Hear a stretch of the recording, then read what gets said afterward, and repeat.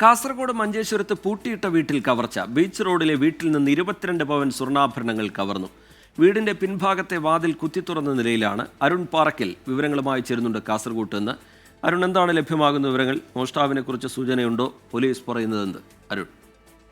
ശ്രീജിത്ത്, ഒരു ഇടവേളയ്ക്ക് ശേഷം വീണ്ടും മഞ്ചേശ്വരം ഭാഗത്ത് മോഷണം തുടങ്ങിയിരിക്കുന്നത് എന്നതാണ്. ഏപ്രിൽ 21-നാണ് ഈ മഞ്ചേശ്വരം ബീച്ച് റോഡിലെ നവീൻ മൊന്തേരയും കുടുംബവും വിദേശത്തേക്ക് പോയത്. അതിനുശേഷം ഇന്നലെ വൈകുന്നേരത്തോടു കൂടിയാണ് ഇവർ തിരിച്ചെത്തിയത്.